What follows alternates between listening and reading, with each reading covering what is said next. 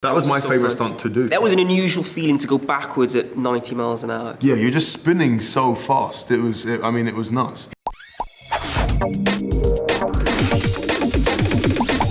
So to start, Archie, I am going to ask you some questions to find out just how well you've gotten to know Jann through the filming process. If you could give me your answer, and then Jann, if you could tell us if he's correct or not and give us a little kind of context on the answer, that would be amazing.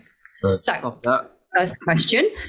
When Jann creates his own race car in the Gran Turismo game, in the film, what is it? What features does it have and what would it look like? Color scheme, etc. So in the film or just generally his favorite car? Okay, it would have been purple. And I'm pretty sure I loaded a Nissan in the game. Did I load a Nissan?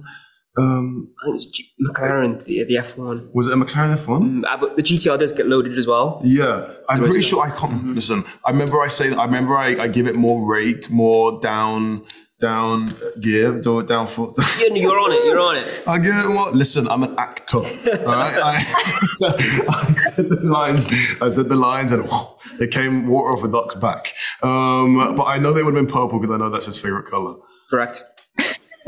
I mean, but you're kind of spot on. So yeah, the purple, the GTR, the McLaren, the rake, which is harder to remember than downforce. Okay. Nobody really knows about rake, but yeah, spot on. So yeah, that's all right. Impressive. Half a point. Great memory. Love that. I'll give you 3/4 of a point for that one. Sure. Thank you very much. Cheers. What is this? It's a contest. The best Gran Turismo players in the world get a chance to compete in professional racing. What inspired Jann to enter the competition that led him to becoming a professional race car driver? So in the film, we see that it was actually the last clocked time that he did. What was do you think, his motivation and purpose between going to the actual simulation indeed and leading to that? I think it was his passion for driving. It was all he really wanted to do. Jann had been at uni before that, working and kind of left because he didn't get to drive the cars and just wanted some kind of way in. And when that opportunity presented itself, it just felt like a no-brainer, as far as I understand. That's perfect. That's how it was. Ha. Amazing. You're like two peas in a pod. That's a full point. That's a full point. That is a full point. So we're on 1.75 points so far, keeping track here. Roughly how many hours do you think that Jann has spent playing the Gran Turismo games in total? Oh my God, now we're talking numbers and I've got no clue. I mean, you were, let me see if I remember how old you were. Remember, it was your friend, your neighbor that lived down the street that you played at the first time, or your family? Yeah, so I was 8. Started when I was 8. 8, and then, a lot of years every day since then. I know, what's the math on that? I don't know. I didn't pass maths at school. I don't know. Me neither. Didn't you either? No. 2 peas in a pod, and that's a point for that. You know what? I'll give you a point anyway. Jann, I'm so intrigued. If you had to estimate to the nearest, I want to say 100 hours, how much time do you think you've logged on the Gran Turismo game? More than that. Oh, it's something which I've never thought about before. But so start when I was 8, I guess, averaged out in those 11 years from 8 till age 19 when I entered GT Academy, say 2 hours a night for 11 years, whatever the math is on that. But again, oh my goodness. It's not out of the ordinary, really, I guess, for people who played games back then.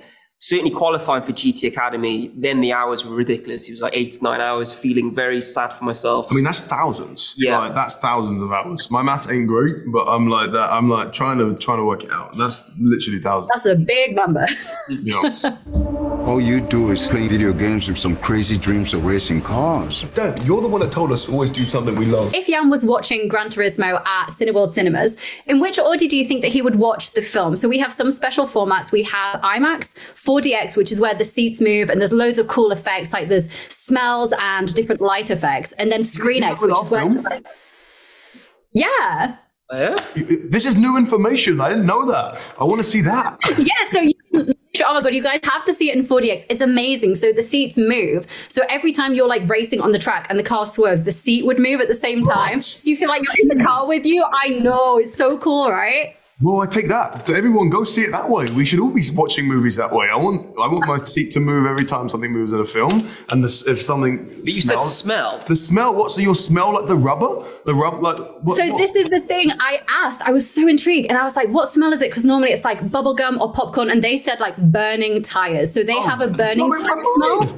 This is crazy. Amazing, I've never seen a film this way. This is crazy. I mean, I do like the smell of gearbox oil. Maybe we change it. Maybe we've got a producer's note. Yeah, I would choose that. I would choose that as well. If you miss a line in the game, you reset. You miss it on the track, you could die. Jann was your stunt double in the film Archie, meaning that he was essentially a stunt double of himself, which I'm pretty sure might be the first time in the history of film that this has ever been done. What do you think was Jann's favourite stunt to film? Ooh. Okay. Do you know? Yeah, I know. You know? Yeah. I am gonna say... I remember being impressed by this. I remember there was one where you pulled off super fast. That was good as well. I remember you like coming in for the pit stop. We had to do like a fake change where I had to jump out the car and Jann had to jump in the car. And as like a scene happened elsewhere, it kind of came off of me. We cheated it. Jann got in the car and pulled away, and he hit the speed so quick. Everyone, as he pulled off, everyone was like, "Wow!" Like everyone was clapping. It was very impressive. That was my fave. What was yours? That was great as well, because that was when it was raining. Yeah. It was really intense because the car doesn't really turn into a boat in those situations. It was really kind of difficult. But my favorite one was in Austria when Kappa hits me from behind and I pull the handbrake. Oh yeah. So pulling a handbrake in a racing car, which we don't have handbrakes, and we're doing 120 miles an hour. And I've never done this before. And the stunt coordinator is like, okay, we're going to do this spin. I'm like, brilliant. Hold it, nailed it the first time.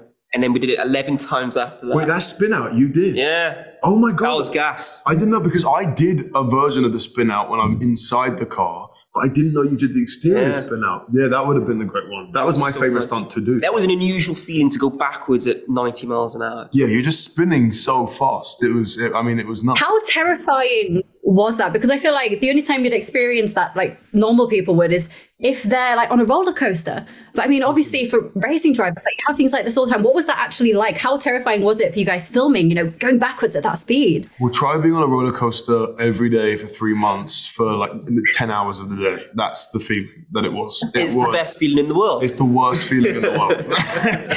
It was. I think there's a reason why some people are athletes and some people are not.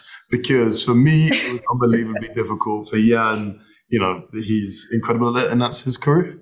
That's what I'm talking about. Taking it higher. Yeah.